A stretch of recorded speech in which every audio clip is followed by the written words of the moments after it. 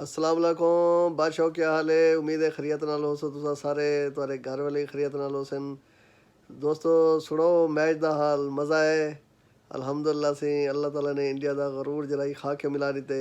Pakistani team भी सी है ते जिवें चाइना दा होंदे ना सी, चल गई तो चांद तक, नहीं तो शाम तक गाल उबा थी गई है। ते ही मैच सी बड़ा ही मज़ा है देख के अल्हम्दुलिल्लाह। पाकिस्तान ने वो परफॉर्मेंस दी है जिंदी काफ़ी तवक्को की वेंदी कि काफ़ी टाइम के लिए मैच नहीं थिया इंडिया दे नाल, ते हुण थी सी ते इंशाल्लाह कोई ना कोई अमेजिंग ही देखने को मिलसी मैच। ते उहा गल ही थी गई है। ते दुबई दे विच ते जेह्ड़ा जशन आना सी हुंदा ते ब्या ही मज़ा है, क्योंकि उत्थै अगले इंडियन दोस्त ही सारे रौंह्दे न। ठीक है ना सी, ते हुन्ने को जिल्ले वेले बंदा इहो जीतण दे बाद मिलदे ना सी ते ओह् ब्या ही माहौल होंदे। जि'यां सारे कट्ठे भी सारे कुलीग हन इंडिया दे, ठीक है ना सी, सुहेब भाई। ते ओह् जिल्ले वेले इंडिया जीत वञे हन ते सारे वास्ते बड़ी मुश्किल थी वेंदी, दफ्तर दे विच बाह्वण ते हूं फेस करन बड़ा ही मुश्किल कम्म होंदा ही। ते ओह् ॾींहुं सारी हुटिंग रैंह्दा ही। ते हुण मैं मिस करदा पिया कि काश मैं अज्ज उत्थै ही होवां ते अज्ज होंदी जरना सी बड़ी फिल्म बनावनी ही तेरे भरा ने। ते एह् सी मैच ना बहु ही ते निशानियां ही हन सी जेह्ड़ी शै मैं समझदा। देखो कि हिक ओह् आखदे ना सी कि अल्लाह ताला ने फरमाया कि हिक तुसां चाल चलदे पियो काफरें को आखे, ते हिक चाल मैं चलदा पिया। देखो कि पाकिस्तान को तनाह करने वास्ते इन्हें क्या क्या नहीं किया, टीमां इत्थां आन वाला वो वापस चले गए, बदनामी करी, इन्हें जरा कुछ किते ने।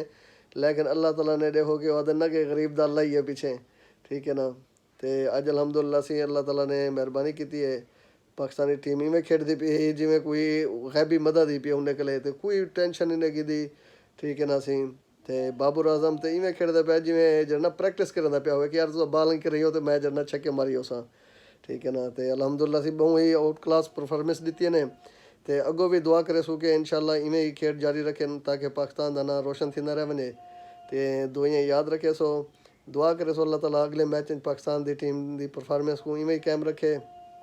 बाकी हार जीत ते असीं एक हिस्सा है खेल दा, ठीक है ना। ते इवें जिवें हुण सी पाकिस्तान मुतहद आ ना सी, अज जेह्ड़ा मैच असां जीते से, जिवें पूरा पाकिस्तान मुतहद आ, ते इवें तुआडी भी रोज़ जंग है इक, तुआडी भी इवें समझो कि रोज़ इक अपने ज़मीर दे नाल ते हिंदे नाल जेना मुकाबला होंदे। तुसां हुंदे च जीतो ते भला इवें तुआं कोई मज़ा होसी जेल्लै तुसां अपने नफ्स कन्नै जितसो, अपने ज़मीर को तुसां मुतमइन रखे सो ना सी, ठीक है ना। ते अपने कम्म दे विच जिवें इक रूह ते जिस्म दी जंग होंदी है, ओह् जेल्लै जितसो भला इवें मज़ा औने तुआं जिवें इंडिया अगले असां मैच जीते से।